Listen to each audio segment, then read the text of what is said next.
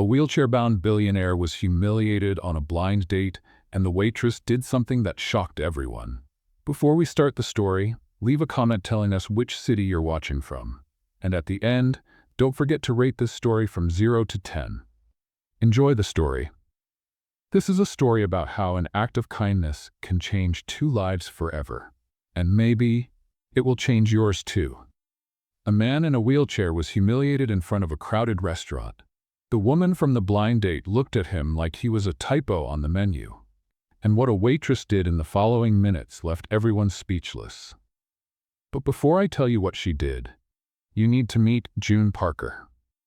June was 29 years old, worked at the Golden Oak, one of the most elegant restaurants in Minneapolis, and carried 3 essential things with her. A black apron stained with yesterday's sauce, a worn-out order pad she treated like a personal confidant, and a skill her grandmother had taught her when she was still a child. June read clouds. Not real clouds. Emotional clouds. That invisible thing that hovers around people and reveals exactly how they're feeling. Grandma called it the inner weather. June called it a survival tool. That Friday night, the restaurant was packed. Couples celebrating anniversaries, executives closing deals, and at least 3 tables June had already mentally classified as danger zones. She stopped near the beverage counter, looked at the dining room, and murmured to her notepad. "All right, notepad, let's do the weather forecast." Table 2. Clear skies, old love, good tip. Table 4. She narrowed her eyes. Marital storm. He's got the face of someone who forgot an important date. She's gripping that fork so hard her knuckles are turning white. I'm not even taking dessert to that table. It's going to fly. Her coworker Patty walked by balancing 3 plates. "June, you're talking to yourself again." "I'm not talking to myself. I'm talking to Notepad." "That's worse." "Notepad doesn't judge me, Patty, unlike some people." Patty rolled her eyes and kept moving. June smiled and went back to observing the dining room. That's when the restaurant door opened. A man came in. Motorized wheelchair, impeccable navy blue suit, dark hair slightly messy in a way that looked intentional. He had the kind of face that made people look twice, not because of the chair, but because of the presence. Broad shoulders, defined jawline, and eyes that carried something June recognized immediately. She tilted her head, observing. "Notepad," she murmured. "Look at table 7, the man in the wheelchair." She squinted, as if trying to see something no one else could. He's got a heavy gray cloud. Really heavy, the kind that almost touches his shoulders. But wait, June frowned. There's a little piece of blue sky hidden there. Tiny, but it's there. He came with hope, Notepad. "Oh, mister. I hope it doesn't rain at that table." The man, Calvin Monroe, not that June knew his name yet, was guided by the waiter to table 7. The best table in the restaurant. Window with a street view, soft lighting, enough privacy for an intimate conversation. Calvin adjusted his chair, checked his phone, and looked at the door, waiting for someone. June felt a pang in her chest. She knew that look. It was the look of someone who had rehearsed what they were going to say, who had chosen their outfit carefully, who was betting emotional chips on something uncertain. "Blind date," she diagnosed quietly. "I bet $10 with you, Notepad." Notepad obviously didn't respond, but June interpreted the silence as agreement. 10 minutes passed. Calvin checked his watch 3 times, drank water twice, rearranged the silverware once, the universal sign of nervousness that June had cataloged after 5 years of serving tables. And then the door opened again. A woman walked in, as if the entire restaurant should stop to admire her. Reddish-brown hair perfectly styled, a designer dress like the ones that appear in fashion magazines, high heels that made that confident sound against the wooden floor. She was beautiful. Elegant, impeccable, and June didn't like her immediately. "Notepad," June whispered, her eyes fixed on the woman who was now crossing the dining room toward table 7. "Her cloud is strange. It looks clean on the outside, you know, like a commercial sky for butter. But look closely." June tilted her head, as if adjusting an invisible antenna. "There's hidden lightning, fake cloud. That one is trouble. Write it down. Maximum caution." The woman, Meredith Collins, lawyer, partner at a big firm, addicted to status, arrived at table 7. Calvin looked up with a hopeful smile. And then it happened. June saw the exact moment when Meredith noticed the wheelchair. It was like watching a scene in slow motion. Meredith's professional smile froze. Her eyes went from Calvin's face down to the chair. And something changed in her expression, something subtle, but that June picked up like a radar. Meredith's cloud didn't change. It kept that veneer of perfection. But the hidden lightning started to flash. "Oh no," June murmured. "No, no, no." Meredith sat down, slowly, as if the chair might be contaminated. "You must be Calvin," she said, her voice perfectly controlled. "And you must be Meredith." Calvin extended his hand. "It's a pleasure to finally meet you. Grant spoke very highly of you." Meredith shook his hand for the minimum socially acceptable time, maybe even less. June, pretending to wipe a nearby table, was watching everything. "Notepad," she whispered. "His cloud still has that little piece of blue. He still has hope. He's not seeing what I'm seeing." Patty walked by her again. "June, table 12 wants the check." "Not now, Patty. I'm monitoring a critical weather situation." "A what?" "Imminent storm. Table 7. Could be Category 5. Patty looked at table 7, saw the apparently normal couple, and shook her head. "You need a vacation. I need a raise. I don't have time for a vacation." June went back to observing. At table 7, Meredith was flipping through the menu as if it were a particularly tedious tax report. Calvin was trying to make conversation, asking about her work, about how she knew Grant, about what she liked to do in her free time. Meredith answered in monosyllables. "Yes. No. Interesting. June felt frustration growing in her chest. Notepad, she's not even looking at him. She's looking at the menu, at her phone, anywhere but at him. His cloud is getting darker. That little blue is shrinking. This isn't fair. The waiter came to take their orders.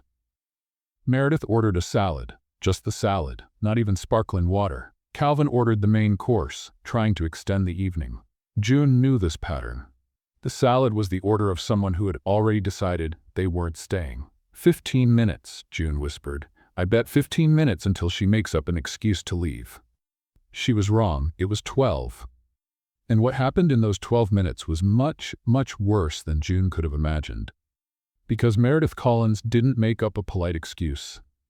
Meredith Collins decided to make an announcement, and the entire restaurant was going to hear it. June saw when Meredith dropped the napkin on the table. Not folded, dropped, like someone giving up on something. She saw when she stood up, adjusted her expensive dress, and looked at Calvin with an expression that June could only describe as calculated disappointment. Look, Calvin, Meredith began, her voice loud enough for the neighboring tables to hear. I appreciate the invitation, but I need to be honest. Calvin looked at her, confused. Honest about what? June held her breath. About this. Meredith gestured vaguely toward the wheelchair. Grant didn't mention that that I use a wheelchair?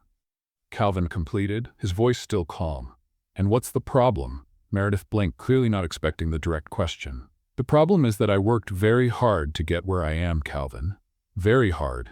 And I have an image to maintain. Social events, charity galas, networking dinners. I need someone who can stand by my side at these events. Someone who, can stand. The restaurant fell silent. June felt her face getting hot. You're a project, Calvin, not a partner, and I don't have the time or the patience to be anyone's nurse. Calvin said nothing. Not because he had nothing to say, but because it wasn't worth explaining that the chair was temporary to someone who had already decided who he was before even meeting him. The hope, that little piece of blue sky that June had seen, disappeared completely. His cloud collapsed. June saw it. Saw the cloud become dark, heavy, suffocating. Saw Calvin's shoulders sink. Saw his face burn with shame while the people at the surrounding tables pretended not to be listening, but clearly were. And Meredith? Meredith's cloud didn't change. Not one bit. She grabbed her purse, fixed her hair, and walked out of the restaurant with her heels making that same confident sound as when she came in. June stood frozen for a moment. People who cause harm, she murmured to Notepad, her voice trembling, and the sky stays clear. That's the worst kind, Notepad. The worst kind of all. Calvin remained at the table, alone. With the main course arriving and no one on the other side to share it with, the waiter stopped beside him, not knowing what to do. Sir, the lady, she? I know, Calvin said quietly. You can bring the check. But sir, you haven't even eaten yet. I lost my appetite. June watched from afar. She watched Calvin ask for the check with the voice of someone who just wanted to disappear. She watched the people at other tables whispering, some with pity, others with curiosity. And she watched her own indignation transform into something bigger, something her grandmother had taught her a long time ago. When you see someone caught in the rain, Grandma always said, you can be the umbrella. June looked at Notepad. Notepad, is what I'm thinking crazy? Silence. I think so too, but we're doing it anyway. She took off her apron. Patty, June called, tossing the apron to her coworker. Hold this for me. Where are you going? To be an umbrella. June, the manager, is going too. But June was already crossing the dining room, toward table 7. Toward the man with the darkest cloud in the restaurant.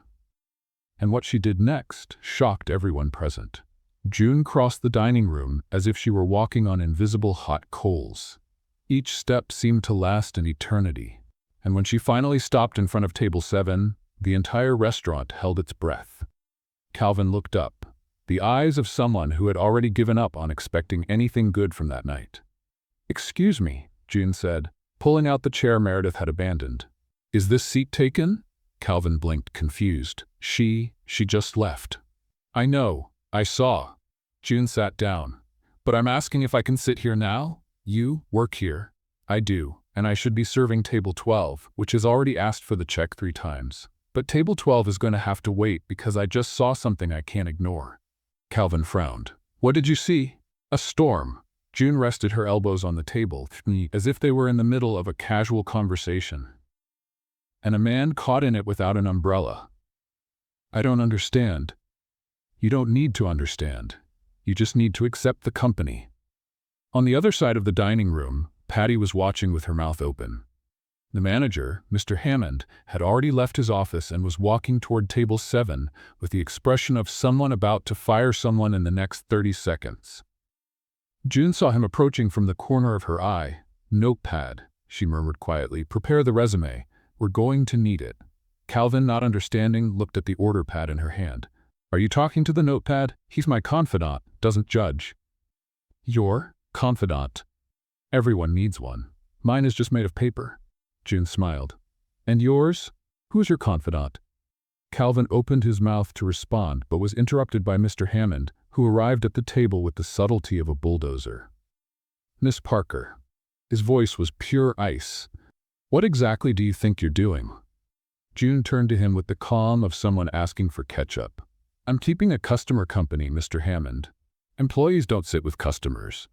Employees also don't leave customers alone after they've been humiliated in front of everyone.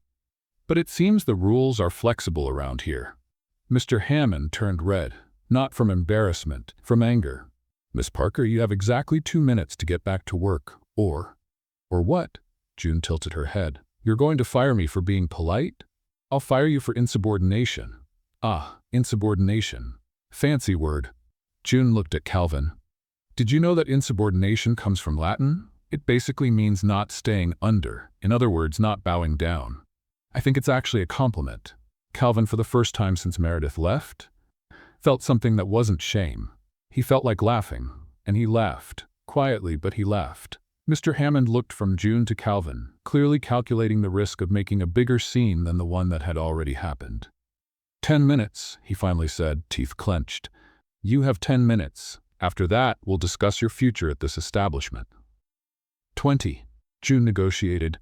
15. Deal. June extended her hand. Handshake to seal it? Mr. Hammond looked at her hand as if it were a snake. Get back to work in 15 minutes, Parker. He walked away, muttering something about today's youth having no respect. June turned to Calvin with a triumphant smile. 15 minutes. That's almost an entire date in dating app time. You just negotiated with your boss like it was a used car sale. Transferable skills. June winked. So, Calvin, right? I heard the name when she discarded me like a defective product? I was going to say, when she showed who she really is, but your version works too. Calvin shook his head, still processing what was happening. Why are you doing this? I already answered. Storm, umbrella, you caught in the rain. But you don't know me. No, but I know clouds. June pointed at him. And yours, when you came in, had a little piece of blue sky. Tiny, but it was there. You came here with hope. And that woman. June paused, choosing her words. That woman erased that blue in 12 minutes. 12. I timed it. You timed it?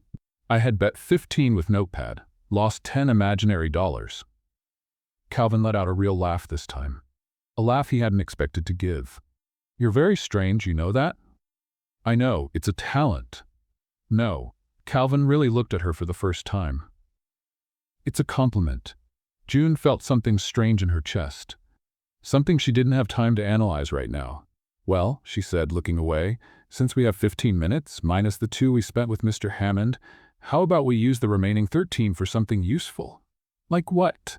Like you telling me something about yourself that isn't about the wheelchair, or about the woman who just left, or about anything sad, something good, something that makes you smile. Calvin thought for a moment. I like cooking. Cooking? Yeah, Italian food specifically. I make a mushroom risotto that has made 3 people cry. From emotion or from food poisoning? From emotion, Calvin laughed. At least that's what they said. Okay, risotto that makes people cry, noted. June pretended to write in Notepad. Next question, what's your opinion on apple pie? Apple pie? It's a character test. Answer carefully. Calvin studied her for a second, trying to understand if she was being serious. She was. I think, he said slowly, that apple pie is the right answer to any question that starts with, what do you want for dessert? June slapped her hand on the table. Correct answer. You passed the test. Was there a way to fail? If you had said cheesecake, we wouldn't have anything left to talk about. Seriously? No, but it would have been disappointing. Calvin shook his head, really smiling now. You're impossible. Thank you. I practice. On the other side of the dining room, Patty was making desperate gestures, pointing at her watch. June sighed. My 15 minutes are running out. I noticed. She stood up, but didn't walk away immediately. Calvin?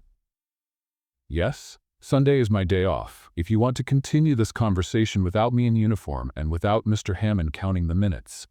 She tore a page from Notepad and placed it on the table. My number is there. Calvin looked at the paper. Then at her. Are you asking me out? I'm inviting you for coffee. What you do with the invitation is your problem. And before he could respond, June was already crossing the dining room back. Patty intercepted her halfway. June Parker, you're crazy. I know. Mr. Hammond is going to put you on the worst shifts for the rest of the month. I know. Was it worth it? June looked over her shoulder. Calvin was still looking at the paper on the table, and for the first time since Meredith had left, his cloud seemed a little lighter. It was, June said. It was very worth it. But what she didn't know yet was who exactly Calvin Monroe was. And when she found out, everything would change.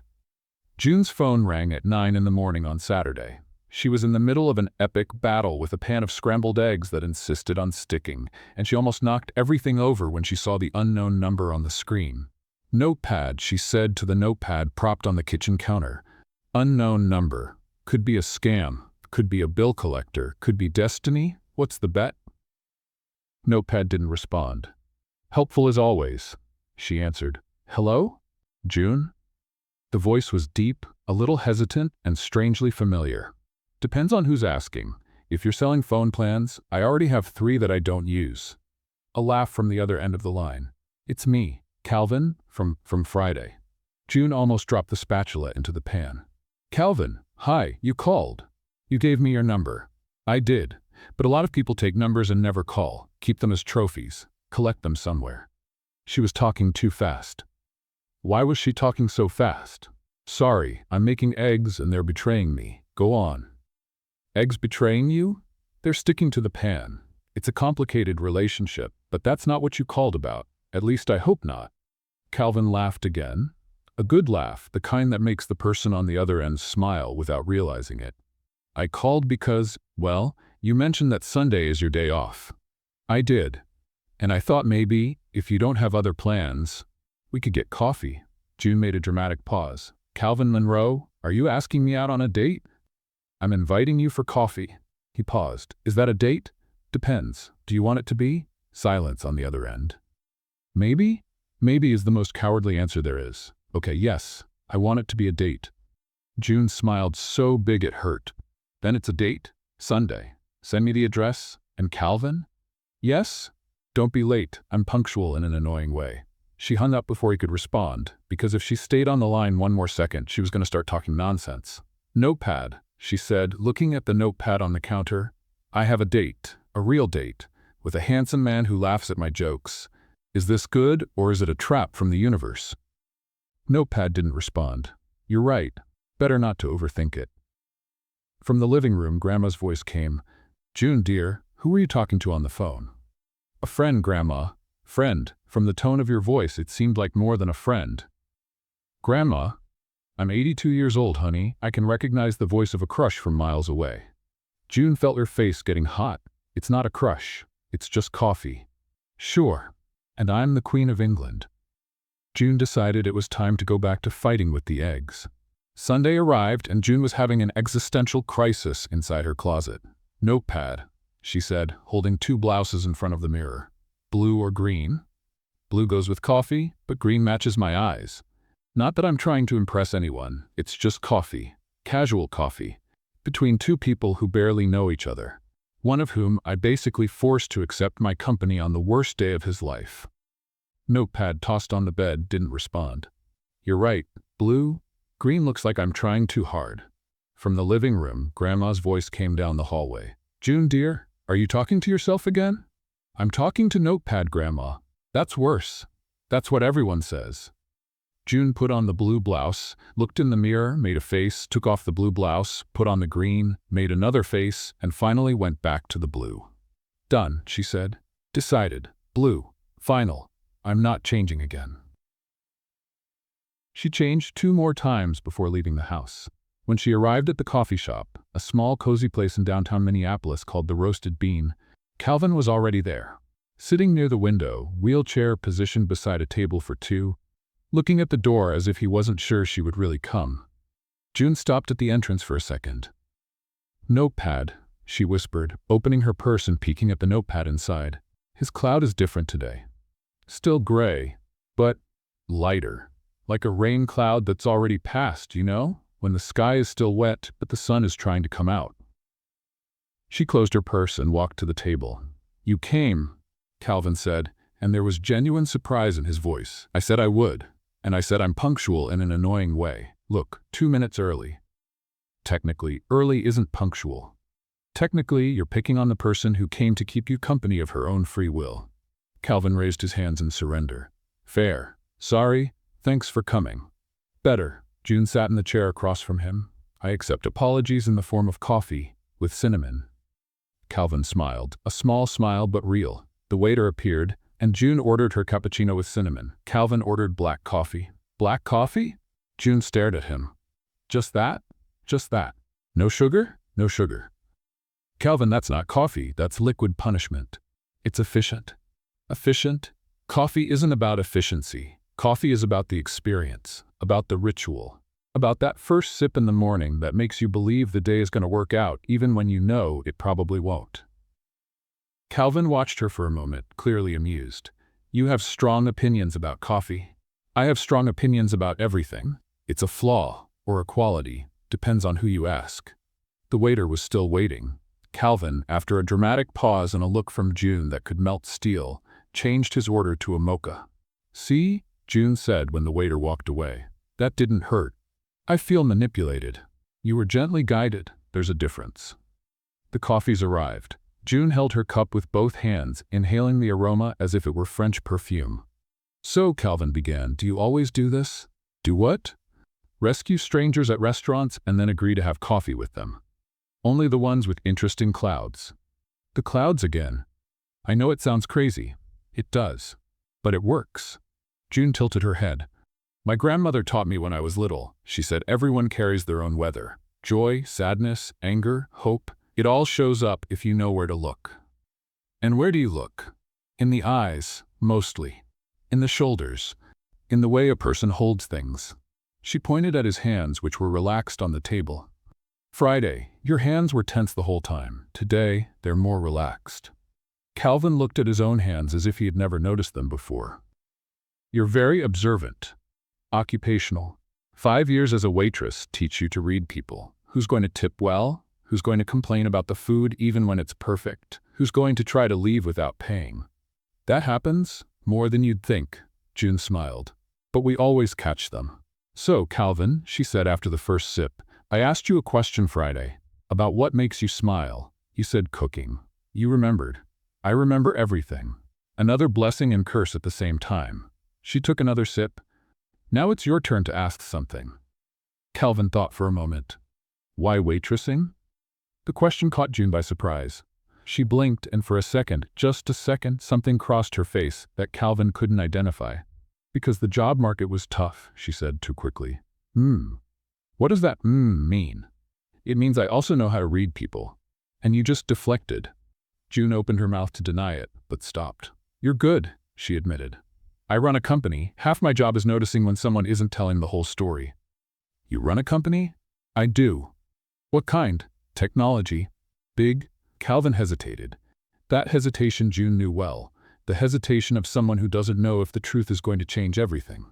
Reasonably big, he finally said. June narrowed her eyes. Reasonably big like 10 employees, or reasonably big like what? Like, a little more than 10. How much more? A few more zeros. June stared at him for a long moment. Calvin, June, you're hiding something. So are you. They stared at each other, a duel of unrevealed secrets. And then, at the same time, they both started laughing. Okay, June said, raising her hands in surrender. Ty, we save the secrets for the second date. So this is the first date? This is coffee. The second date is you showing me that risotto that makes people cry. Calvin smiled, a real smile, one that reached his eyes. Are you inviting yourself to my place? I'm inviting myself to taste your cooking. There's a difference. Is there? No, but it sounds better. Calvin shook his head, still smiling. And June, looking at him, noticed something that made her heart race in an inconvenient way. His cloud wasn't just lighter. There was a little piece of blue appearing again. But what she still didn't know was the real size of Calvin's company. And when she found out, she would understand why he hesitated to tell her. 80 million reasons to hesitate. Calvin's apartment was on the 20th floor of a building that looked like it came straight out of an architecture magazine. June looked up, counted the windows, and murmured to Notepad inside her purse. This isn't an apartment. This is its own zip code. The doorman greeted her by name, which meant Calvin had told them she was coming, and directed her to a private elevator. Private. As if normal elevators were for common people. Notepad, June whispered as she went up, I think I underestimated the size of his tech company. When the doors opened directly into the apartment, June was certain. The place was huge. Floor-to-ceiling windows with a view of the entire Minneapolis skyline. Furniture that looked like it came from a European design catalog. An open kitchen that seemed straight out of a cooking show. And in the middle of it all, Calvin, wearing an apron, stirring something in a pot that smelled incredibly good. You came, he said. I said I would, and you said you were going to make me cry with a risotto. I'm here to collect. The pressure is real now. It always was. June walked to the kitchen, looking around. Calvin?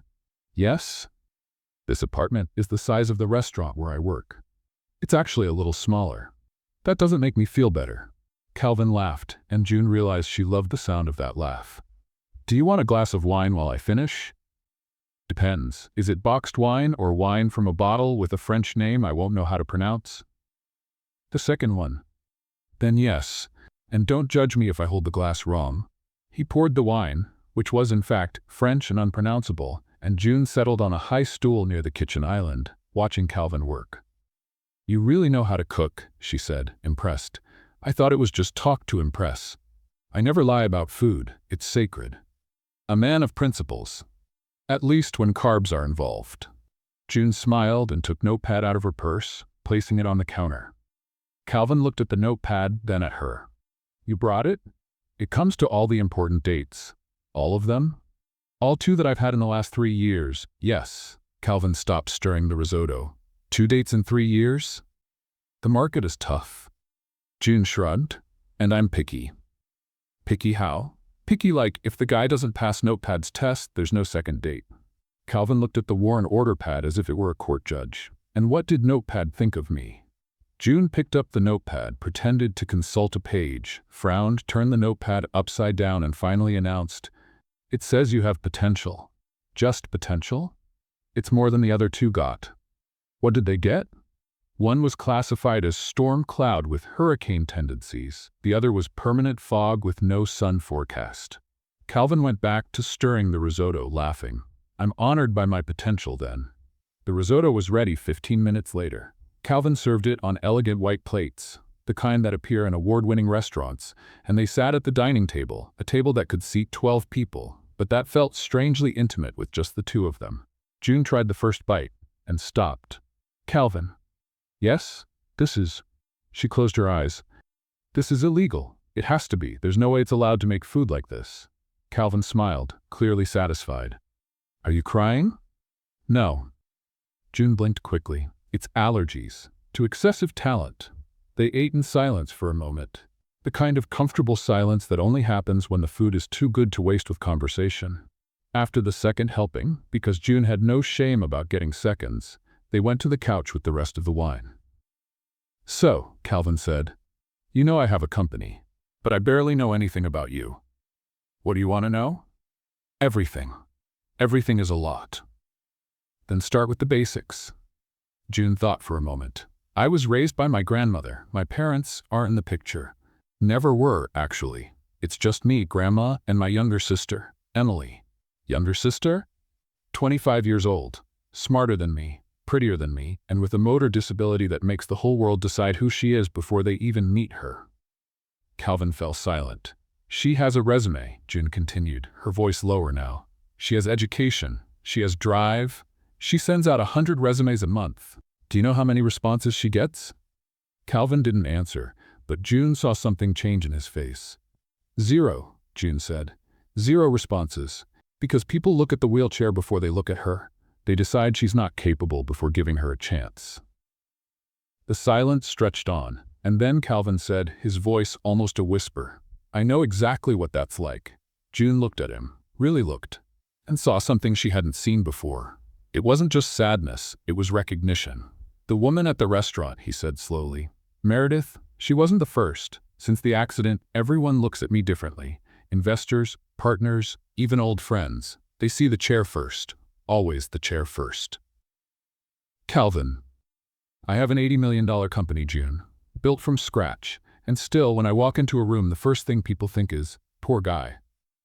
June felt her chest tighten. You're not poor guy, she said. You're a man who makes illegal risotto and has an apartment the size of a shopping mall. Calvin let out a weak laugh. 80 million? Yeah. Calvin, that's not reasonably big. That's absurdly huge. I know. He ran his hand through his hair. I didn't want you to know. Not yet. Why? Because I wanted you to see me. Just me, without the zeros in the bank account. June was silent for a moment. Then she leaned in, took his hand, and said, Calvin, I saw you at the worst possible moment, humiliated, alone, with a cloud so dark it almost touched the floor, and I sat at that table anyway. Do you think a few zeros are going to change anything? Calvin looked at her, his eyes shining. Most people would change. I'm not most people. I'm starting to realize that. They stayed like that, hands intertwined, for a long moment, and June realized that somewhere between the coffee and the risotto, she had started to fall in love with Calvin Monroe. What she didn't know was that someone very powerful had already found out about them, and wasn't happy about it at all. $100 million were on the table. And all Calvin needed to do to get that money was destroy the only good thing that had happened in his life in the last 10 months. But let's go back a little. 3 weeks had passed since the risotto dinner. 3 weeks of good morning messages, phone calls that lasted hours, and dates that made June question if she had accidentally walked into some romantic movie. Calvin took her for a boat ride on Lake Harriet. June dragged him to karaoke, where she discovered that billionaires can also be terribly off-key. They cooked together, laughed together, and somewhere between the first coffee and the third dinner, they stopped pretending it was casual. It was serious. And apparently, the corporate world had noticed. That Tuesday, Calvin was in the conference room at Monroe Technologies when his partner, Derek, walked in with an expression somewhere between euphoria and panic. Calvin, you won't believe this. Good news or bad news? Both, at the same time. Is that possible? Apparently, yes. Derek threw a folder on the table. Harrison Wells wants to invest in the company. Calvin blinked. Harrison Wells was a legend in the investment world. Billionaire, influential, with a track record of turning big companies into giant ones. An investment from him was like a divine seal of approval in the business world. How much? 100 million. Calvin was silent for a moment. 100 million. 100 million. Derek repeated each word as if they were independent. With that money, we expand to Europe, Asia, South America. Monroe Technologies becomes a global powerhouse. Calvin? Global. What's the condition? Derek hesitated. How do you know there's a condition? Because you walked in here looking like someone who swallowed a lemon along with the good news. What's the condition, Derek? Derek sat down, avoiding Calvin's gaze. Harrison Wells is traditional. Traditional how? Traditional like believes CEOs should maintain a certain public image. And what does that have to do with the investment? Derek finally looked at him. He knows about the waitress. Calvin felt his jaw tighten. Her name is June. I know, but he doesn't care about the name. He cares about the image. Derek leaned forward. Calvin, he said he'll invest the 100 million if you end the relationship. The silence in the room became heavy. Let me see if I understand, Calvin said, his voice dangerously calm. He wants to give me $100 million if I break up with June. He thinks that, look, his words not mine, he thinks that a CEO dating a waitress sends the wrong image, that it looks like a lack of ambition, that other investors might question your judgment. My judgment, yes. The same judgment that built this company from scratch to 80 million. Calvin, the same judgment that closed the deal with Westfield, that tripled our revenue last year, that put us on the list of the most innovative companies in the country. I know, but that judgment is being questioned because I'm dating an incredible woman who happens to work at a restaurant. Derek sighed. She's just a woman, Calvin. It's 100 million. Calvin looked at his partner as if he had started speaking an alien language. She's just a woman? You know what I meant. No, Derek, I really don't. I meant that relationships come and go. $100 million can transform this company forever. It's a matter of priorities. Calvin stood up, slowly. The wheelchair moved back as he adjusted his position. My priorities are very clear, Derek. Calvin, think about it. Don't decide now. Sleep on it. I don't need to sleep on anything. Calvin stared at him. The answer is no. Calvin, no. N-O, 2 letters, 1 word. Easy to understand. Derek ran his hand over his face. You're throwing away $100 million because of a woman you've known for a month. I'm refusing money from a man who thinks he can buy my personal decisions. There's a difference. What difference? The result is the same. The difference is that I'll sleep in peace. Calvin turned toward the door. Call Harrison Wells. Tell him I appreciate the interest, but Monroe Technologies isn't for sale, and neither is its CEO. Calvin, at least. The meeting is over, Derek. And Calvin left the room, leaving $100 million and a speechless partner behind. That night, Calvin went to June's apartment. It was the first time he was going there. The building was modest, the elevator made a concerning noise, and the hallway had a permanent smell of home cooking coming from a neighbor's apartment. Calvin loved it. June opened the door wearing a sweatshirt, her hair up in a messy bun, and a surprised expression. Calvin, you didn't tell me you were coming. I know. Can I come in? Of course, but I'm warning you, my entire apartment fits inside your kitchen. Perfect. I like cozy spaces. She let him in. The apartment was small, but full of life. Photos of Grandma and Emily on the walls, plants in every corner, and notepad, of course, on top of the kitchen table as if it were an official family member. Did something happen? June asked, sitting on the couch next to him. It did. Good thing or bad thing? Depends on how you look at it. June frowned. That's not an answer. I know. Calvin took a deep breath. An investor offered $100 million for Monroe Technologies today. June's eyes widened. 100 million? Calvin, that's incredible. With one condition. What condition? Calvin looked at her. I had to break up with you. The silence that followed was deafening. June blinked once, twice. What? The investor thinks a CEO dating a waitress sends the wrong image, that it hurts the company, that I need someone more appropriate. June felt her stomach sink. And what did you say? I said no. Calvin, I said that if he can't see beyond who I'm dating, I don't want his money. June was silent, processing. You refused $100 million? I did. Because of me? Because of us. Calvin, you can't sacrifice your company for me. That's crazy. It's not a sacrifice if I don't want what they're offering. It's $100 million. And you're June. That doesn't make sense. It makes all the sense in the world. Calvin took her hand. June, I spent 10 months feeling invisible. 10 months being seen as the wheelchair guy. And then you showed up, sat in front of me and saw me. Just me. Without the chair, without the money, without anything. Do you think I'm going to trade that for money? June felt her eyes burn. No one has ever. She stopped, her voice failing. No one has ever chosen me over anything, Calvin. Never. I was always the one left behind, the one who wasn't enough, the one who… She couldn't finish. The tears came before she could stop them. Calvin pulled her close, hugging her tightly. Hey, look at me. June lifted her face, her cheeks wet. You're not the one left behind, he said firmly. You're the one who shows up when everyone else leaves.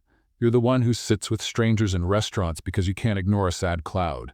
You're extraordinary, June, and anyone who didn't see that before is blind. But 100 million. Money I can get somewhere else. Another investor, another contract, another strategy. But you? He touched her face. You're irreplaceable. June let out a laugh wet with tears. You're such an idiot, you know that? I know. A romantic and dramatic idiot. Guilty.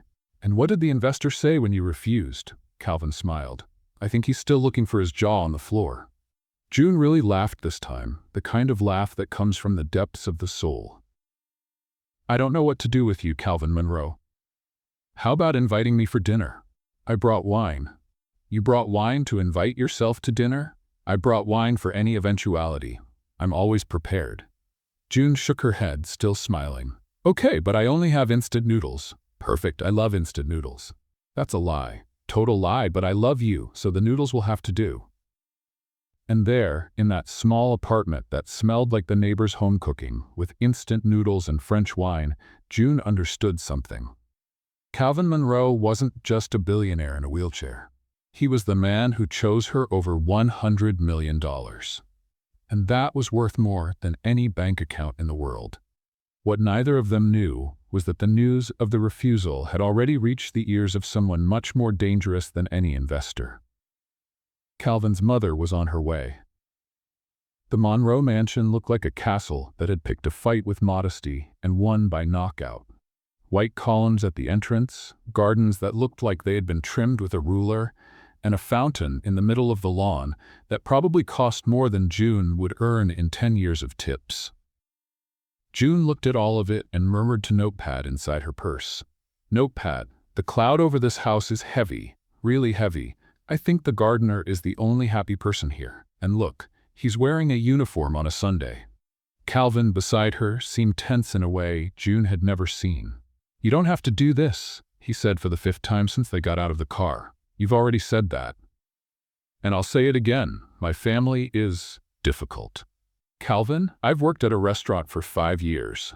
I've dealt with a customer who sent back his plate 3 times because the sauce was too aggressive. I think I can handle your family. You don't know my mother. And she doesn't know me. We're even. Before Calvin could respond, the mansion door opened. A woman appeared. Perfectly styled blonde hair, a dress that looked like it had been sewn by European angels, and an expression that suggested smiling was against her principles. Calvin, she said, without approaching to hug him. You came. You didn't give me much choice, Mother. I don't give choices. I give opportunities to do the right thing. June blinked. So this was how this family worked. Vivian Monroe finally looked at June. Her gaze went from hair to shoes. Shoes that June had bought on sale and now felt were inadequate for stepping on this floor and back up again. You must be the waitress. June, she corrected, extending her hand. June Parker. Pleasure to meet you, Mrs. Monroe. Vivian looked at the extended hand as if it were a suspicious object. She didn't shake it. June lowered her hand, keeping her smile. I understand. No handshakes. More hygienic. I admire the practicality. Calvin held back a laugh. Vivian didn't seem amused. Come in, she said, turning and walking inside. Brunch is served. June leaned toward Calvin. Does she always greet people like that? Or am I special? She liked you. That was her liking me. She didn't send you away. That's a good sign. What a welcoming family. They went inside. The interior of the mansion was exactly as June expected. Cold, elegant, and full of furniture that seemed to be begging not to be touched. Family portraits on the walls showed generations of Monroes with the same expression of permanent disapproval. Notepad. June whispered to her purse, even the paintings are judging me. In the dining room, another surprise was waiting. A man was seated at the table. Older than Calvin, same aristocratic face, same defined jawline, but with an expression bordering on mockery. He held a champagne glass as if it were a trophy. "Ah, the prodigal brother has arrived," he said, raising his glass, and brought the celebrity. "June, this is my older brother Preston," Calvin said, his voice tense. "Preston, this is June." "The waitress," Preston completed, smiling in a way that didn't reach his eyes. "Mother doesn't talk about anything else." "I hope only good things," June said, sitting in the chair Calvin pulled out for her. "Not exactly, Preston," Calvin warned. "What? I'm just being honest. It's what the Monroe family does." "Since when?" June watched the exchange, mentally cataloging. Tension between the brothers, controlling mother, old money with even older values. She had seen this type of family before. Only usually, they were on the other side of the table, complaining that the wine wasn't at the right temperature. Vivian sat at the head, like a queen taking her throne. "Well," she began, "since we're all here, we can get straight to the point." "Mother," Calvin said, "this is a brunch, not an interrogation." "I don't see why it can't be both." June grabbed a croissant from the center of the table. "May I?" she asked. "Interrogations always make me hungry." Vivian stared at her. "Miss Parker, my son refused $100 million because of you. I think I deserve some answers." "What kind of answers?" "To start, what are your intentions with Calvin?" June bit at the croissant, chewed slowly, and answered, "My intentions are to have dinner with him, watch bad movies with him, and possibly teach him how to make apple pie. Mine turn out better than his." Preston let out a sarcastic laugh. "That's adorable. And the money?" "What money?" "My brother's money. The $80 million. Soon to be more, with the expansion he's planning." "Are you telling me you haven't thought about that?" June set down the croissant. "Mr. Monroe, when I met Calvin, I didn't know who he was. I didn't know about the company, about the money, about anything. I just saw a man being humiliated in public by someone who couldn't see beyond a wheelchair. And I decided he deserved company." "How convenient," Preston said. "A touching story." "It's the truth. A poor person's truth is different from a rich person's truth, Miss Parker." "Preston," Calvin said, his tone dangerous, "one more word and you and I are going to have a problem." "I'm just protecting the family's interests." "No, you're being unpleasant because it's the only talent you have." "Calvin," Vivian interrupted. "That's unnecessary. What's unnecessary is this interrogation. June is my guest and my girlfriend. You could at least pretend to be civil." Vivian straightened in her chair. "Civility is a luxury for those who don't have $100 million at stake." June placed her napkin on the table. "Mrs. Monroe, may I be honest? I would prefer it. You don't like me, that's fine. You don't have to like me. I'm not here to please you. I'm here because your son invited me, and because I like him enough to endure this brunch even knowing it was going to be exactly like this." Vivian raised an eyebrow. "Exactly like what?" "Uncomfortable. Hostile. With at least one person treating me like I'm a national threat." June looked at Preston. "Maybe two." "You're direct," Vivian observed. "I've worked with the public for 5 years. I learned that beating around the bush only delays the inevitable." "And what is the inevitable, in your opinion?" "You're going to keep being suspicious of me until you have a real reason to trust me. Preston is going to keep making jokes because it's easier than admitting he knows nothing about me. And Calvin is going to be stuck in the middle, trying to keep the peace." June shrugged. "I can wait. I'm in no hurry." The silence that followed was heavy. Preston opened his mouth to speak, but Vivian raised her hand, silencing him. "Do you have a degree, Miss Parker?" "I do." "In what?" "Business administration." Preston choked on his champagne. "What?" "Graduated with honors. I worked as a director of operations before becoming a waitress." Vivian tilted her head. "And why would a director of operations be serving tables?" June felt her chest tighten. The truth was there, on the tip of her tongue, but she didn't owe these people anything. Because the job market is tough, she said, and because we don't always choose where life puts us. Sometimes we just choose what we do while we're there. Calvin looked at her, and June saw in his eyes that he knew there was more. But he didn't push. Not there. Vivian studied June for a long moment. You're different from what I expected. Better or worse? I haven't decided yet. Fair. June picked up the croissant again. While you decide, I'm going to finish this. It's really very good. My compliments to the chef. Preston scoffed. She's eating Mother's croissant like she owns the place. I'm eating the croissant because it's delicious and because I was invited. June looked at him with a sweet smile. Would you like me to bring the check, Mr. Preston, or more time to pretend the sky isn't falling on this family? The silence was absolute. Calvin hid his face in his hands, clearly trying not to laugh. Vivian looked at June with an expression that was impossible to decipher, and Preston, for the first time since June had arrived, was completely speechless. Well, Vivian finally said, it seems my son has found someone with personality. Is that a compliment? June asked. I haven't decided yet. You really like not deciding things, don't you? I like to be sure before I act. That's wise. My grandmother says the same thing. June took a sip of juice. She also says you know a person's character by how they treat someone who can't offer anything in return. Vivian didn't respond, but something changed in her gaze. Something subtle, almost imperceptible. The brunch continued for another hour. The questions didn't stop, but the tone changed. Less interrogation, more curiosity. Vivian wanted to know about June's grandmother, about how she grew up, about her plans for the future. June answered everything with the same calm honesty. When they finally left, Calvin held her hand in the car. You were incredible. I was just myself. That's why it was incredible. Does your mother hate me? Calvin thought for a moment. I think she's confused. You didn't react the way she expected. And how did she expect me to react? That you would be intimidated, that you would back down, that you would prove you were exactly what she thought.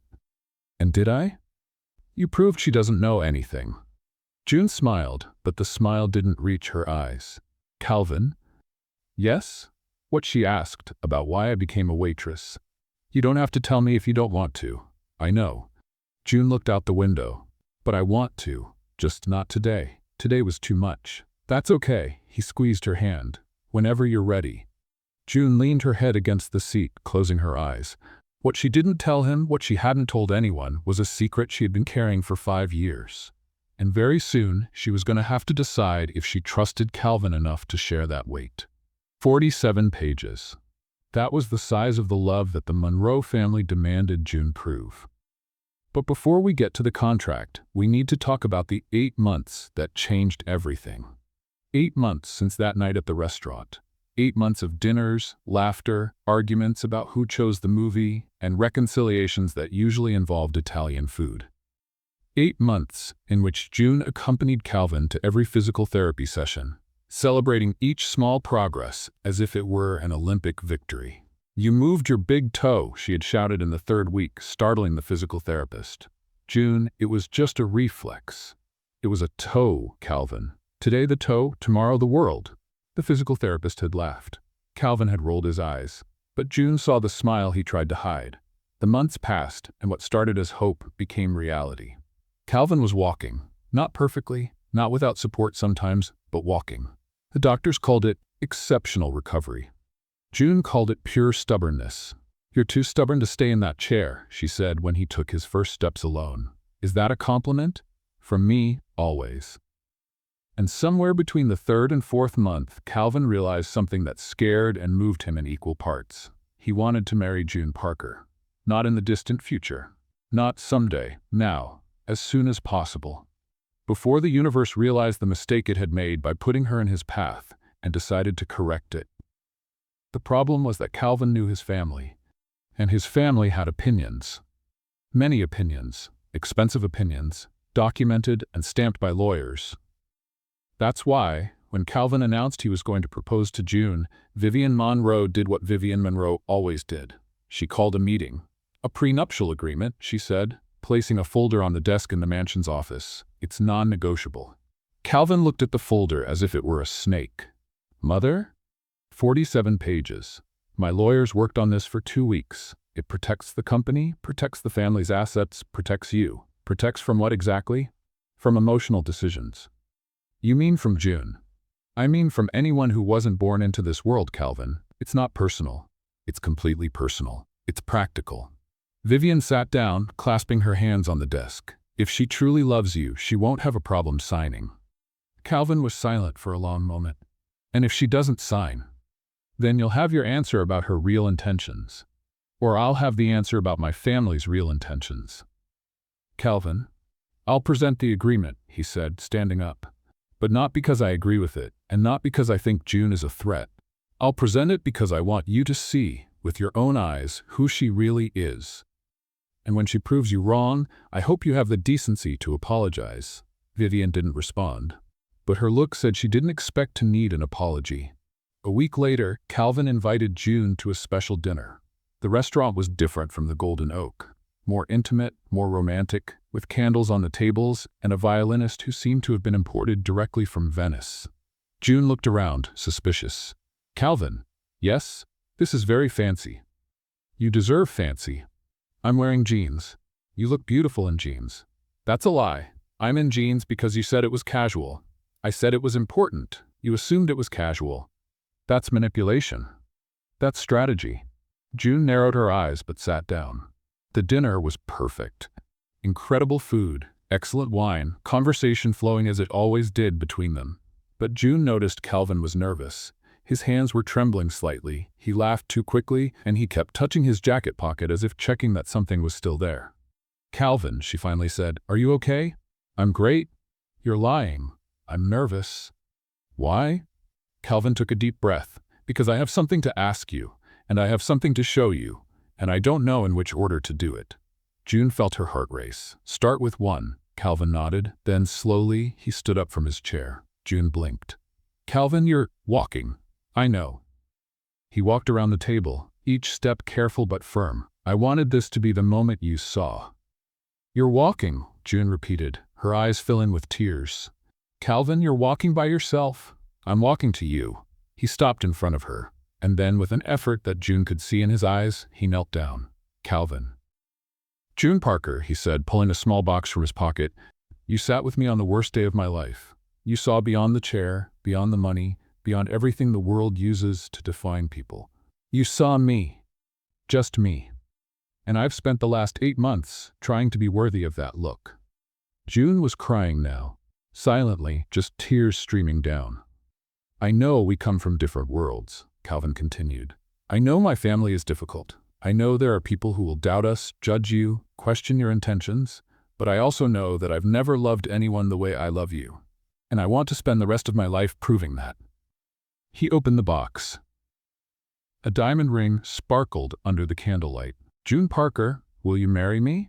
June was silent for a moment that seemed to last an eternity. Then she smiled through the tears. Calvin Monroe, are you proposing to me on your knees after learning to walk again? I am. That's very dramatic. I know. And very romantic. I know that too, and I'm going to say yes. Calvin released the breath he didn't even know he was holding. You are? Of course I am, you silly man. She held his face with both hands. Yes, 1,000 times yes. Calvin placed the ring on her finger, and the entire restaurant applauded, which June hadn't noticed because she was too busy crying and laughing at the same time. I love you, Calvin said. I love you too. June kissed him. Now get up before your knees start complaining. He laughed, using the table for support as he returned to his chair. There's one more thing, he said when he sat down. More? Calvin, my heart can't take any more surprises today. This one isn't as good. June frowned. What is it? Calvin pulled a folder from his jacket, a thick, heavy folder which he placed on the table between them. My family demanded a prenuptial agreement. The silence was immediate. June looked at the folder, then at Calvin. Prenuptial agreement. 47 pages, protects the assets, the company, everything. And you, agree with this? I agreed to show it to you because I told my mother that you would prove who you really are. Calvin looked into her eyes. June, you don't have to sign if you don't want to. If you say no, I'll understand, and I'll fight with my family until they give up. but I wanted you to have the choice. June looked at the folder for a long moment. Then she opened it. 47 pages, she said, flipping through. This is longer than my college thesis, and probably more poorly written. Calvin let out a surprised laugh. You're not angry? I'm processing. June continued flipping through. Infidelity clause, division of assets, protection of premarital assets. She looked at him. Your family really doesn't like me. My family doesn't trust anyone. Comforting. June, do you have a pen? Calvin blinked. What? A pen. An object used for writing. Do you have one? June, aren't you going to read it? Why? To know what you're signing. Calvin. June closed the folder and looked at him. I've worked as a waitress for the last 5 years. Before that, I was a director of operations. I know how to read a contract. And I know that, regardless of what these 47 pages say, nothing in there is going to change the reason I'm with you. And what's the reason? You. She smiled. Just you. Not the apartment, not the company, not the 80 million. You. The man who cooks illegal risotto, who was nervous on the first date, who cried watching that movie about the dog even though he swore it was just allergies. It was allergies. You were sobbing. It was severe allergies. June laughed and extended her hand. Pen. Calvin, still in shock, handed her a pen. June opened the last page of the contract, found the signature line, and signed without hesitation. June Parker, she said as she wrote, signed, sealed, and fearless. She closed the folder and pushed it back to Calvin. Done. Your family can frame it if they want. Calvin looked at the signature, then at June. You just signed a 47-page contract without reading a single clause. I read a few. Skimmed. June. Calvin, listen. She took his hand. I came for the man, not for the blue sky of the bank account. If your family needs a piece of paper to believe that, fine, I'll give them the paper. But I know who I am, and so do you. Calvin felt his eyes burn. You're incredible, you know that? I know. She winked. Now, can we order dessert? Signing legal documents makes me hungry. The next morning, Calvin delivered the signed contract to Vivian. The Monroe matriarch opened the folder, verified the signature, and was silent for a long moment. She signed, Vivian finally said. She did. Without reading, she read some parts, but basically yes. Vivian looked at her son. Why? Because she's not with me for the money. Because she loves me. And because she wanted to prove to you what I've known from the beginning. And what did you know? That I found the right person. Vivian was silent. For the first time since Calvin could remember, his mother didn't have a ready answer. She didn't have an argument, a criticism, a condition. She was, genuinely, speechless. The wedding is in 3 months, Calvin said, turning to leave. You can come as the mother of the groom, or you can come as a regular guest. The choice is yours. He left the office, leaving Vivian with 47 pages that suddenly seemed completely irrelevant. Because June Parker had done something no contract in the world could have predicted. She had signed without fear. And that said more about her than any clause ever could. That night, June told her grandmother about the engagement, about the contract, about everything. Grandma listened in silence, holding her granddaughter's hand.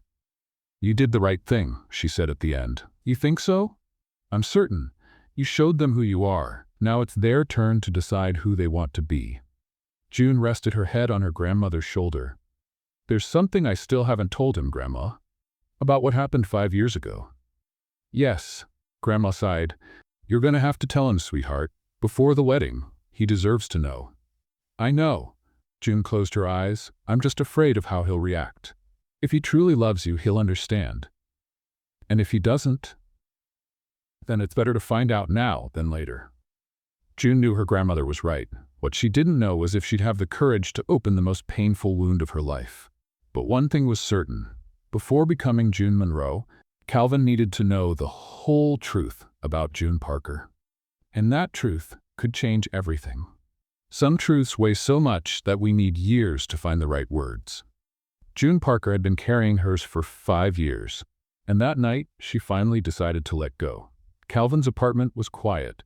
Dinner finished, wine half empty, and that kind of stillness that happens when two people are comfortable enough not to need to fill every second with conversation.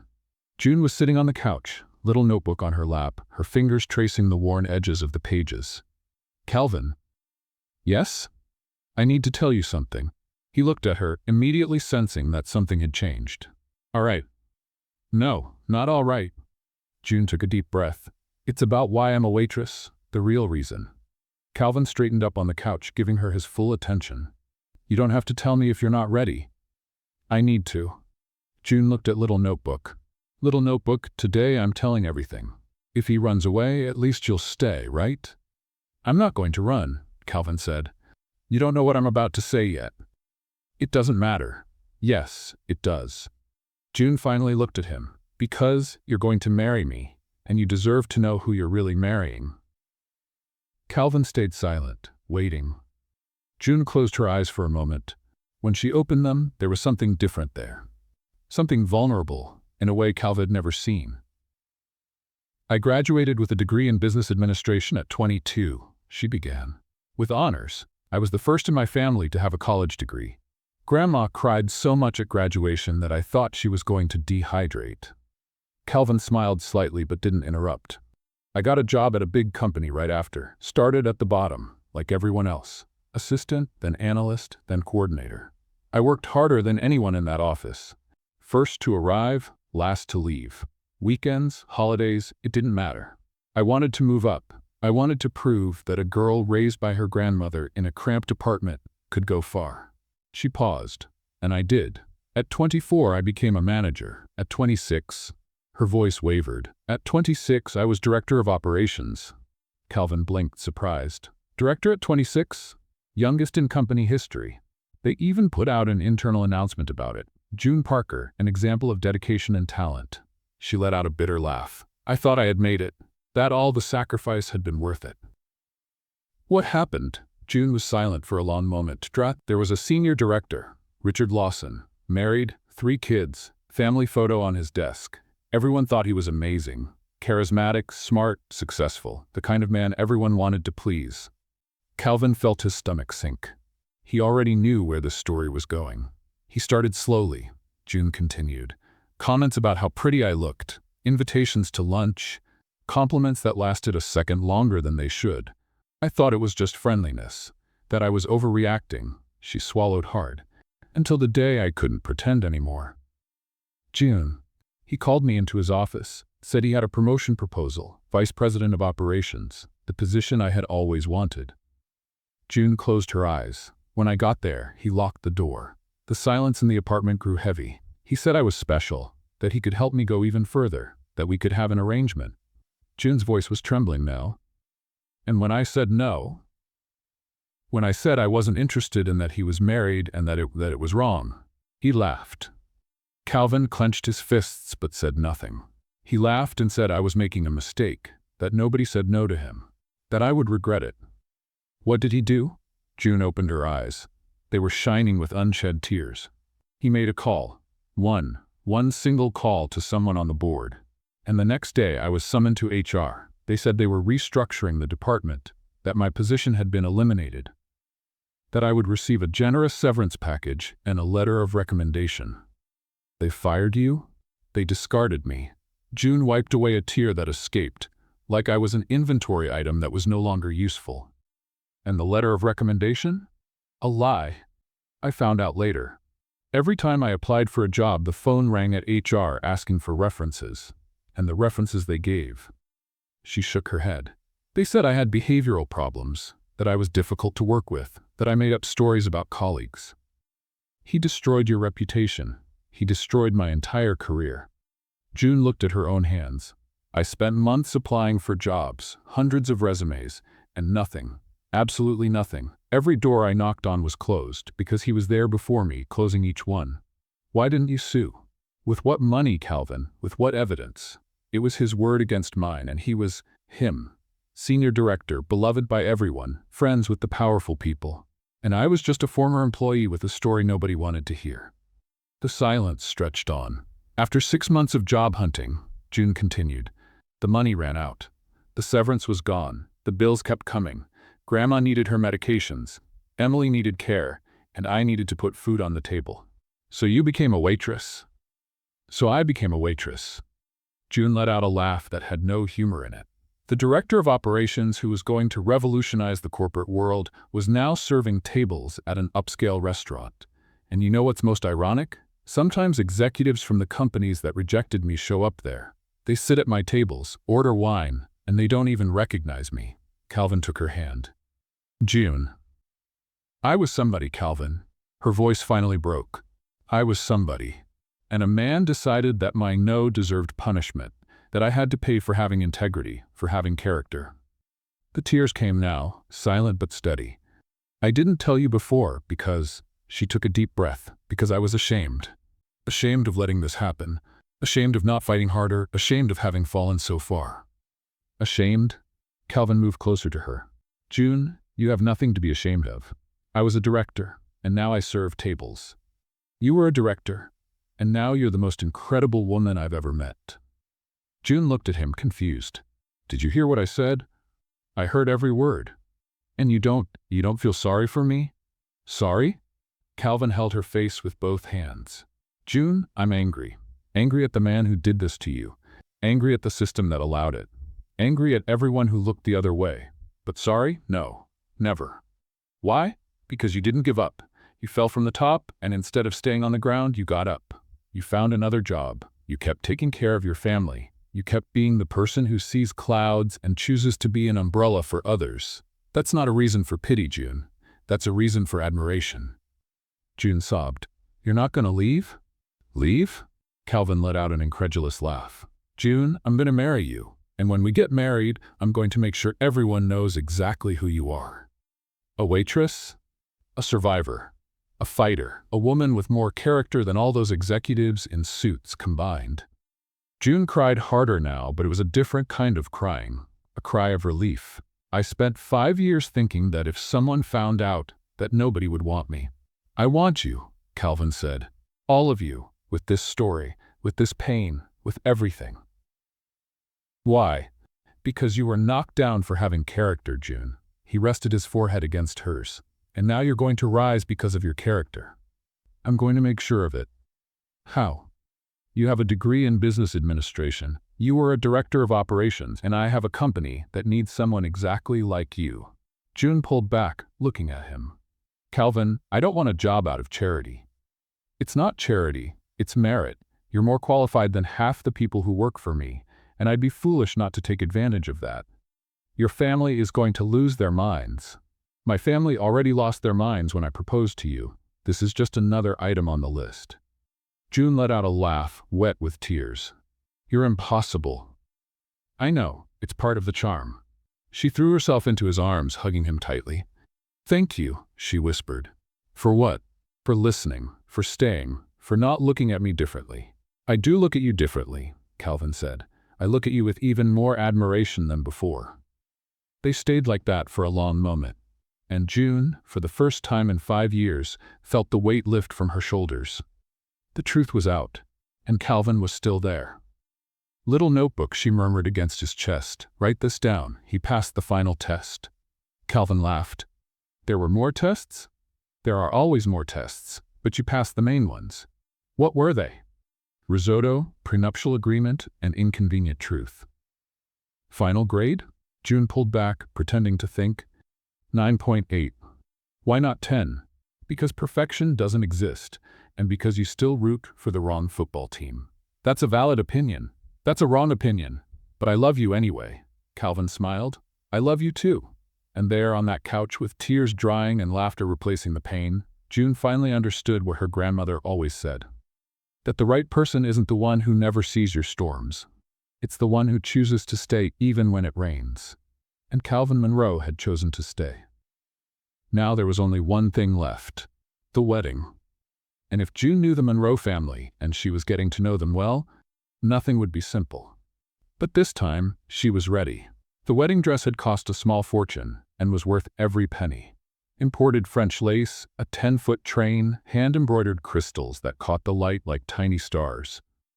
When June looked at herself in the mirror for the first time, she almost didn't recognize herself.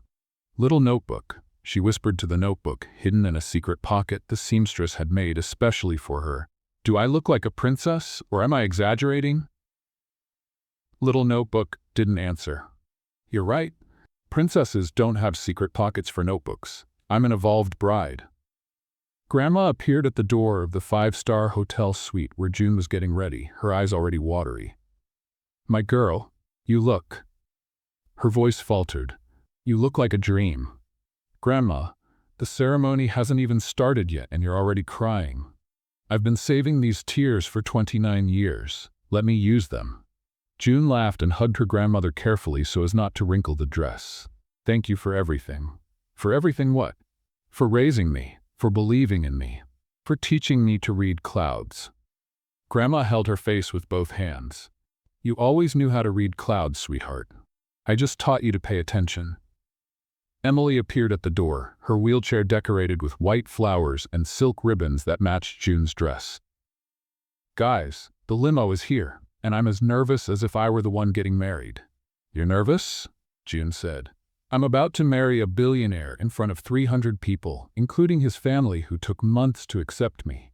Now that's a reason to be nervous. They did accept you, Emily corrected. His mother tolerated me. That's different. It's progress. June couldn't argue with that. The night before, something unexpected had happened. Calvin was at the Monroe mansion, trying to convince his mother to at least fake enthusiasm during the ceremony, when Vivian asked the question she always asked, Are you sure about this, Calvin? Absolutely sure? Mom, the wedding is tomorrow. It's a little late for that question. It's never too late to avoid a mistake. Calvin took a deep breath.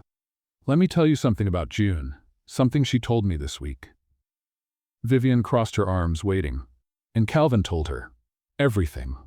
College, the director position at 26, the senior director who made improper advances, her refusal, the vengeful phone call that destroyed her career, the 5 years serving tables while executives who rejected her sat at her tables without recognizing her. When he finished, Vivian was silent. She was knocked down for having character, Mom, Calvin said, for saying no when she should have said no.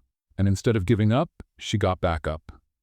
She took care of her family. She worked hard, and when she saw me being humiliated in that restaurant, she didn't think twice before helping a stranger. Vivian said nothing. You spent months treating her like a threat, Calvin continued.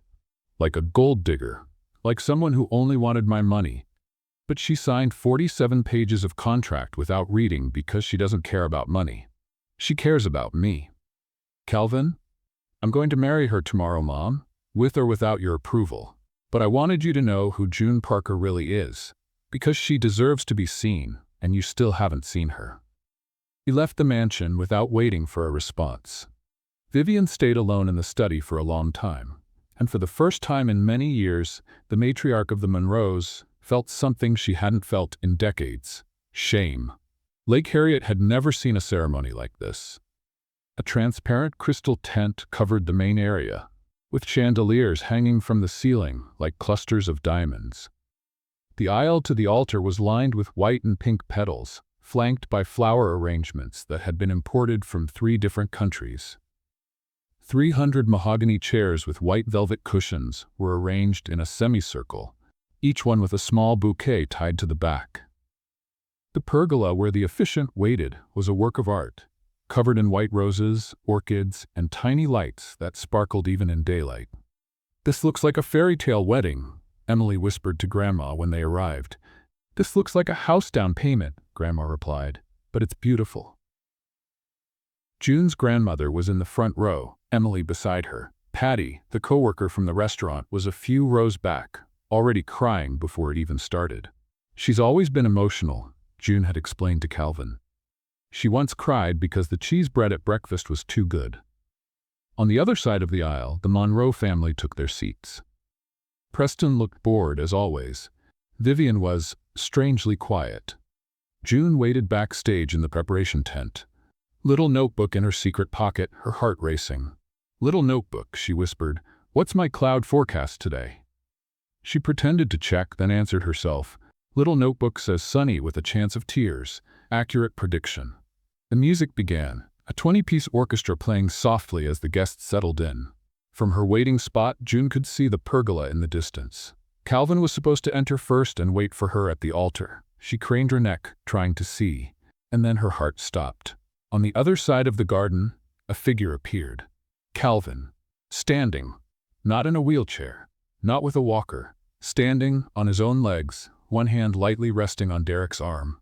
The same business partner who had tried to convince him to trade June for $100 million. He was walking.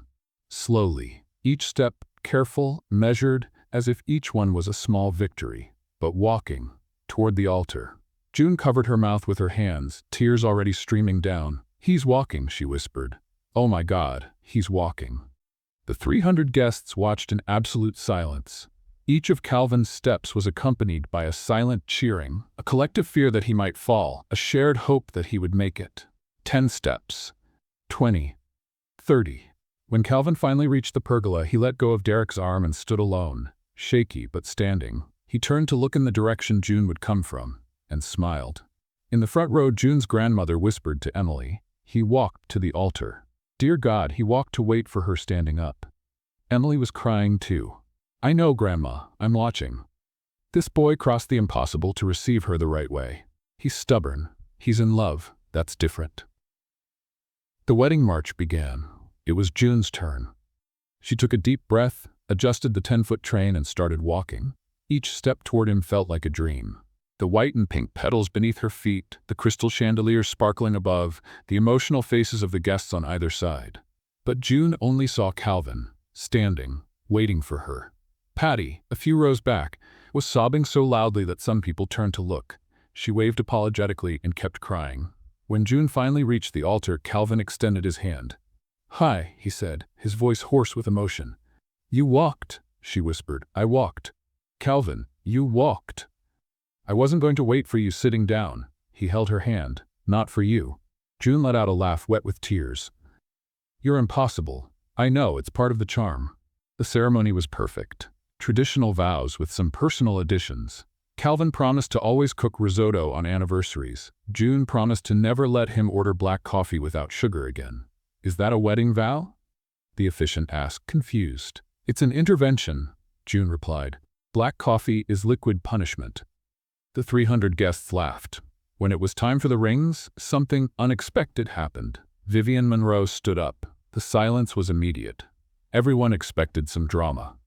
Some last-minute objection? Some proclamation about how this wedding was a mistake. But Vivian didn't go to the pergola to protest. She went to June. "June," she said, her voice firm but strangely soft. June stared at her, confused. "Mrs. Monroe? My son told me about what happened to you, about the director who made those horrible advances, about how you said no and he destroyed your career out of revenge." June felt her face flush. "He shouldn't have." "Yes, he should have." Vivian took a deep breath. "I spent months judging you, thinking you were an opportunist, a threat, a gold digger." She paused. "I was wrong." The 300 guests held their breath. "You were knocked down for having integrity," Vivian continued. "And instead of staying down, you got back up. You took care of your family, you worked hard, and when you saw my son being humiliated, you didn't hesitate to help." She paused. "I owe you an apology." June couldn't speak. "I'm sorry," Vivian said, "for how I treated you, for how I doubted you, for everything." And then, to the absolute shock of everyone present, Vivian Monroe hugged June Parker. Not a formal, cold hug, a real hug, a motherly one. June, still in shock, hugged her back. "Thank you," she whispered. Vivian pulled away, her eyes suspiciously bright. "Welcome to the family, June. For real this time." She returned to her seat. The silence lasted 3 more seconds before Patty started clapping, which made everyone clap, which left the officiant completely lost about what was happening. Can we continue?" he asked. "Please," Calvin said, smiling, "before anyone else decides to make a speech." The ceremony continued. Rings exchanged. Diamonds that sparkled almost as much as June's eyes. Kiss sealed. Perhaps a bit too long for a formal ceremony, but no one complained. Husband and wife. When Calvin and June turned to face the guests as Mr. and Mrs. Monroe, the orchestra burst into music. Petals were thrown into the air and 300 people gave a standing ovation. June leaned toward Calvin and whispered, "Your mother hugged me. I saw." "Your mother hugged me. For real, I know." "That's more shocking than you walking," Calvin laughed. "I'm gonna pretend I'm not offended by that." The reception was in a hall next to the lake, decorated with the same opulence as the ceremony. Crystal candelabras, tables with white linen tablecloths, a 7-tier cake that looked like a museum sculpture. June's grandmother danced with Calvin, slowly because of his legs, but she danced. Emily gave a toast that made everyone cry. My sister spent 5 years serving tables and serving smiles to people who didn't deserve either, she said. And now she found someone who serves smiles back. Calvin, thank you for seeing my sister, for real. Even Preston, the skeptical brother, raised his glass. To my new sister-in-law, who is much more interesting than I expected. Is that a compliment? June asked. For me, that's the most you're going to get. I'll take it. When the party ended, June and Calvin were sitting by the edge of the lake, her French lace dress spread across the grass like a cloud, his feet aching from standing so long. You overdid it, she said. With what? The walking. You should have rested more. I wasn't going to wait for you sitting down, June. Not on the most important day of my life. Stubborn. In love. She rested her head on his shoulder. I love you, Calvin Monroe. I love you too, June Monroe. June smiled. June Monroe, that's going to take some getting used to. You have the rest of your life. Promise? Promise. And there, by the edge of Lake Harriet, with the stars appearing in the sky and the sound of the orchestra still echoing in the illuminated hall, June Parker, now June Monroe, finally understood what it meant to have a happy ending. 2 years can change an entire life. June Parker, now June Monroe, was living proof of that. The waitress who served tables at the Golden Oak now had an office on the 30th floor of Monroe Technologies. An office with floor-to-ceiling windows, a plaque on the door that said, Vice President of People and Culture. And yes, Little Notebook was still there, propped up in the corner of the desk like an old friend who refused to retire. And Calvin, the man that Meredith Collins had discarded because he couldn't stand up? He had made a complete recovery. 100%. He walked, ran, danced, still off-key, but he danced. The wheelchair had been donated to the foundation over a year ago. The doctors called it an extraordinary recovery. Calvin called it pure stubbornness. June called it my hard-headed husband who never gives up on anything. Monroe Technologies had transformed. When June took over the vice presidency of People and Culture, the company was making $80 million. 2 years later, $320 million, 4 times more. And it wasn't a coincidence. June had revolutionized the way the company treated its employees. Wellness programs, transparent career paths, feedback culture, and an inclusive hiring policy that had become an industry benchmark. Business magazines requested interviews. Competitors tried to copy. Headhunters offered fortunes to steal her away. She refused them all. Little Notebook, she said that morning, spinning in her executive chair.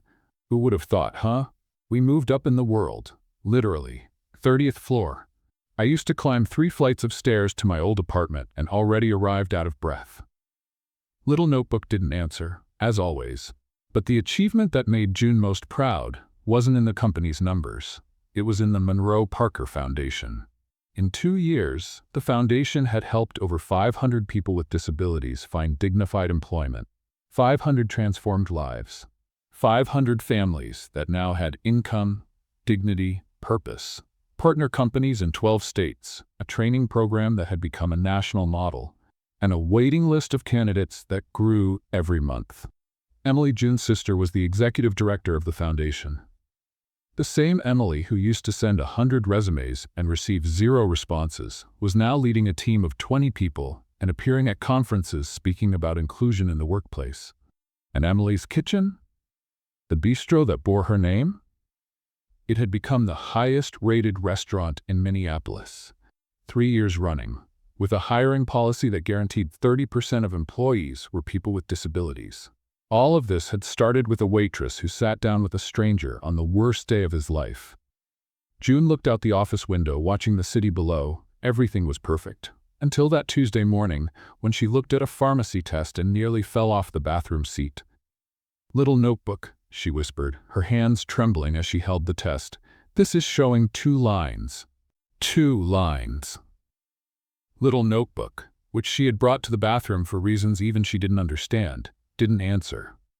Okay, calm down. It could be a mistake. These tests make mistakes. Sometimes. Rarely. Almost never. June took a deep breath. I'll take another one. She took another one. 2 lines.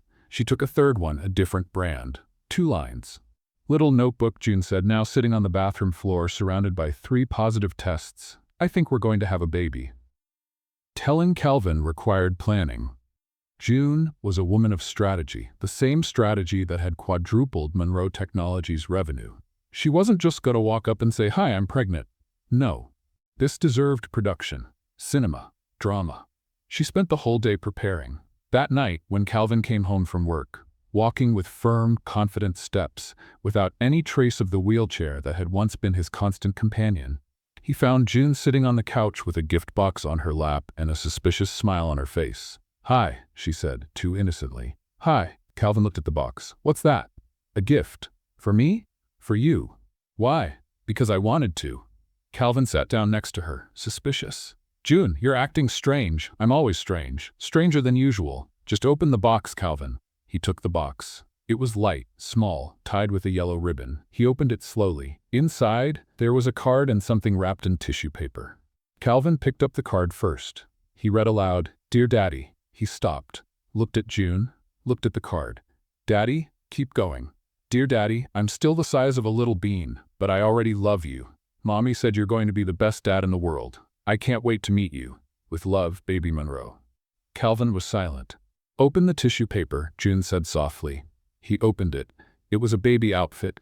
Tiny, white with yellow details, with the words, "My daddy is stubborn, but I love him anyway." Calvin looked up, his eyes shining with tears. "June." "Surprise. You're pregnant." "Yes." June smiled. "I took 3 tests, all positive. Unless all 3 are wrong, which would be statistically unlikely, we're going to have a baby." Calvin dropped the box, the outfit, the card, and hugged June so tightly she almost lost her breath. "I'm going to be a dad," he whispered. "You're going to be a dad." "June, I'm going to be a dad." "I know, I just told you." He pulled back, holding her face. "I love you. I love you too. We need to schedule an ultrasound." "I know." "And tell the family." "I know. My mom is going to lose her mind." "I know. I'm counting on it." Calvin laughed, tears streaming down. "A baby. Our baby. Our baby." And that night, they stayed up late, making plans, choosing names, and imagining what the future would be like. What they didn't imagine was the surprise waiting for them at the doctor's office. The ultrasound was scheduled for 2 weeks later, and for some reason that June still hadn't fully understood, it turned into a family event. "Why is your mother here?" June whispered to Calvin in the waiting room. She insisted. "And why is my grandmother here?" Your grandmother insisted even more. "Calvin, this is an ultrasound, not a shareholders meeting. Try explaining that to them." On the other side of the waiting room, Vivian Monroe and June's grandmother were sitting side by side, flipping through baby magazines and discussing names as if they were old friends. "I like Theodore," Vivian said. "Theodore is too formal," Grandma replied. "And what if it's a girl?" "Charlotte is pretty." "Charlotte Monroe. It sounds elegant. Or it could be something simpler, like Rose." "Rose is classic. I approve." June looked at Calvin, incredulous. They're getting along. Apparently, grandchildren unite even opposites. They weren't opposites. Not officially. "June Monroe?" The nurse called from the door. Everyone stood up. June said. "I think only Calvin and I need to go in." "Nonsense," Vivian said, already walking. "I'm the grandmother. I have the right." "I raised this girl," June's grandmother added. "I have even more right." June looked at Calvin for help. He shrugged. "Pick your battles, honey." Everyone went into the ultrasound room. It was a small room, definitely not designed to accommodate a pregnant woman, a husband, 2 determined grandmothers, and a technician who seemed slightly frightened by the entourage. "Well," the technician said, looking at the group, "this is unusual." "We're a close family," Vivian explained. "Very close," June's grandmother confirmed. "Can we start?" June asked, lying down on the table. "Before someone invites more people." The technician applied the gel to June's belly, cold as always, and began the exam. The screen showed gray and black spots that to June looked more like static from an old television than anything related to babies. "All right," the technician said, moving the device. "Let's see here." Silence. The technician frowned. Good or bad June asked, her heart racing. "Interesting Interesting how?" The technician turned to her with a smile. "Mrs. Monroe, are you seeing this here?" He pointed at the screen. June looked. She saw a little spot pulsing. The baby? One of the babies, yes. June blinked. One of the... And this one here, the technician pointed to another little spot on the other side of the screen, is the other one. The silence in the room was absolute. Other? Calvin said, his voice strange. Congratulations. The technician smiled. They're twins. June turned her head so fast she almost pulled a muscle in her neck. Twins? Twins, the technician confirmed. 2 babies, healthy from what I can see, strong heartbeats in both. Twins, June's grandmother shouted, hands on her face. I knew it. I always said blessings come in pairs. 2 heirs, Vivian exclaimed, her eyes shining. Calvin, did you hear? 2. Calvin? June looked at her husband. Calvin was pale, very pale. The kind of pale that precedes... Oh my God, June said.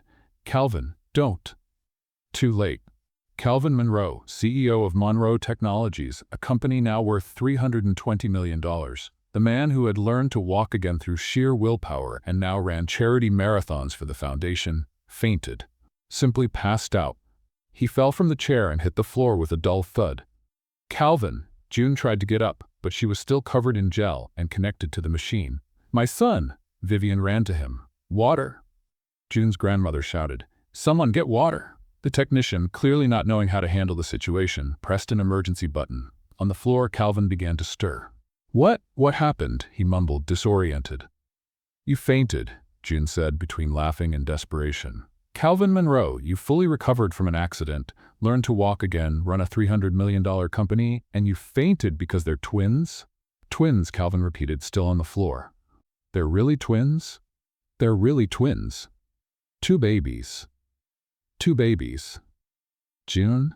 He looked at her with wide eyes. What are we going to do? First, you're going to get up off the floor. Then we'll figure out the rest. Vivian and June's grandmother helped Calvin sit up. Breathe, son, Vivian said. Just breathe. Twins, Calvin repeated like a mantra. Twins. Little notebook, June murmured, looking at her purse in the corner of the room. Write this down. The CEO fainted. The weather forecast has changed to a diaper storm with a chance of sleepless nights, double dose. June's grandmother approached the ultrasound screen, her eyes watery. 2 great-grandchildren, she whispered. Dear God in heaven, 2. Vivian joined her, the 2 grandmothers looking at the screen as if it were the most precious thing in the world. They're going to need strong names, Vivian said. Names with meaning, Grandma agreed. What they're going to need is a father who doesn't faint every time he gets news, June said, laughing. Calvin finally got up, stumbling over to the table where June was lying. I'm not going to faint again, he promised. Are you sure? 80% sure. That's not very reassuring. It's the best I can do right now. June laughed, pulling him close. Twins, Calvin? We're going to have twins. I know. He rested his forehead against hers. Your grandmother always said blessings come in pairs. She did, and apparently she was right. The sun is stubborn, Calvin whispered. It always comes back. And sometimes, June smiled, placing her hand on her belly where 2 new lives were growing. It comes back double. On the other side of the room, Vivian and June's grandmother were already planning the baby shower. It has to be big, Vivian said. Very big, Grandma agreed, with a twins theme and elegant decorations. But cozy too. Of course, elegant and cozy. We could do it at Emily's kitchen, Grandma suggested. Emily's restaurant has the space. Perfect. And we can invite the families the foundation has helped. It would be symbolic. 500 families? Maybe just representatives. About 50. 60. Done. June looked at Calvin. Our mothers are planning a baby shower for 60 people. I heard. At my sister's restaurant. I heard that too. We're not going to have any say in this, are we? None. You okay with that? Calvin looked at the ultrasound screen where 2 little dots pulsed. Then he looked at June, the woman who had sat with him on the worst day of his life and changed everything. Then he looked at Vivian and Grandma, 2 women who were now unlikely friends, united by their love for grandchildren who hadn't even been born yet. And he smiled. I'm more than okay, he said. I'm perfect. And there, in that crowded ultrasound room, with gel on her belly and 2 grandmothers planning the future, June Monroe finally understood what her grandmother had always meant. That life isn't about avoiding the storms. It's about finding someone who will hold the umbrella with you. And if you're lucky, very lucky, about building an entire family underneath it. A family that, in a few months, was going to grow by double. Little notebook. June whispered one last time. Final forecast, permanent blue skies. With sunshine, 2 babies, a foundation that changes lives, a company that quadrupled, and a husband who faints at big news. She smiled. I think we made it. And they really did. The waitress who read clouds and the billionaire who learned to walk again. Together, they had built much more than a company or a foundation. They had built a home. And now that home was about to get a little louder. Double the noise. Because June taught us something that maybe you need to hear too. We don't need to wait for the perfect moment to act. Sometimes the greatest courage is simply sitting down beside someone who needs it. The end. What was your favorite scene? The moment June sat with Calvin at the restaurant? When she signed the prenuptial agreement? Or the CEO fainting at the ultrasound? Leave your opinion in the comments. On a scale of 0 to 10, what rating would you give this story? Don't forget to subscribe to the channel and turn on notifications to receive more emotional stories like this one. See you next time.